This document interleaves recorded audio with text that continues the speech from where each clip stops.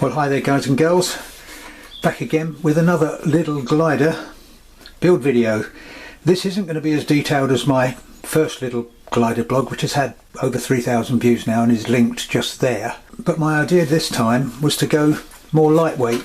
The original glider here, which featured in that first build video, came out at something like 350 grams because it's got a heavy motor on it, a 3S lipo, and all in all 350 grams. This time I'm going for something more lightweight, and in fact this is not the Lidl glider, which is very hard to find. This is the Wish glider. Same price, same dimensions, same wingspan, etc. And I think it's probably made of a lighter weight foam, but all the same it's just something like £8. And of course I learnt a lot by doing that first glider. This one's going to be much tidier. This time I'm going for lightweight, and this is actually coming out at 250 grams, which as it happens puts it into the under 250 gram category for the UK and doesn't come into new regulations they're bringing in. Makes life so much easier. But where do I start with the differences between this and my other glider? To take out the dihedral on my first one, I actually made a cut here, glued it and flattened it. And this is much softer foam, and in fact what I managed to do was pour boiling water over the wing and gradually just bend it back into shape, which means it looks very pretty, no joins in it, very tidy looking, it's lovely and straight. And to help with that and keep the weight down, instead of putting a big heavy carbon spar right across here, I just put in some of this thin stuff. Basically cut a little slot and put it in there, which will help keep the dihedral out, although it's probably not totally necessary, but that's a saving of some weight. And also I've put in a much thinner strip of carbon there, which has given it some stiffness, certainly better than just leaving it with nothing, but much lighter too. As far as the rest of it goes, I've hollowed out the inside here using the technique that I showed in that first build video, basically just by making a tool from a piece of wire and heating it over the gas. I've even gone further now, made one with a small end and one with a big end. And if you're careful, you can actually scoop out quite a hole here. I'll take that out. Quite a hole here. In fact, it's big enough to take a 2S 1000 milliamp lipo that will slide in, and of course if you can get that as far back in as possible, it helps with the centre of gravity, which is about here.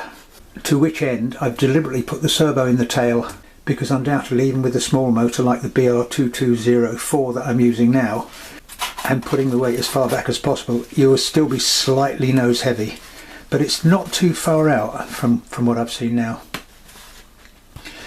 The way I fix this in, instead of mounting it pointing upwards, there's enough depth there to actually mount it flush, which looks so much prettier, no hole underneath.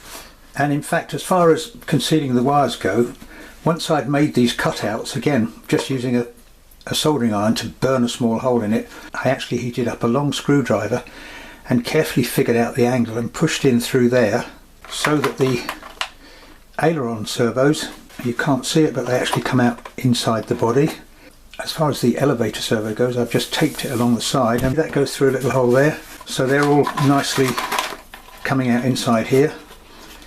Motor's on, had to make a little aluminium mount for it, and I'm still on 35 meg, so this time I've even got a lightweight synthesized receiver which is going to sit on this little shelf here.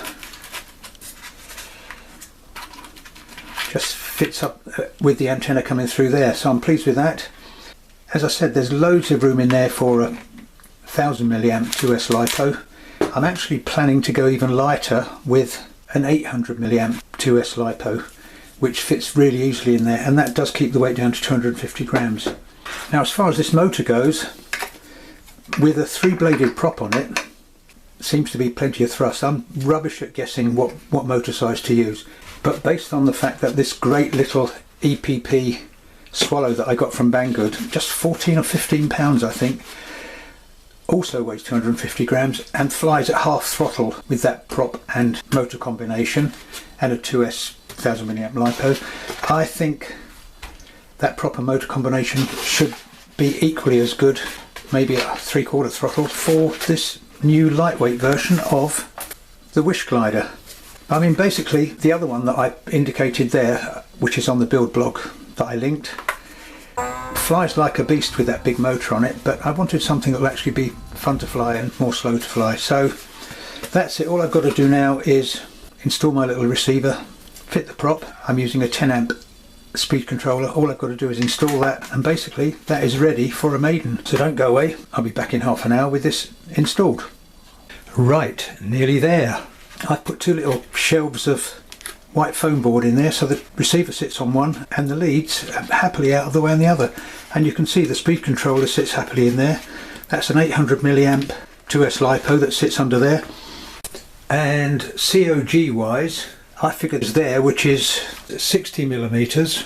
It's actually balancing just slightly further forward, so it's going to need a tiny little bit of lead to make it not quite so nose heavy, but that is ready for its maiden now. It's almost top hanging, so I'd say with a bit of luck that's going to fly. But thanks for watching. Don't forget to check out the other videos on my channel there, the big build video for this, although actually, as I say, this is actually the Wish glider, which is much the same thing, and you can buy these anytime you want for about £8, $10 or something. I'll put the link down there as well. So happy building. Don't forget to subscribe or you might miss a really good maiden of this new model. I'll catch you again soon. It's almost top hanging, so I'd say with a bit of luck that's going to fly.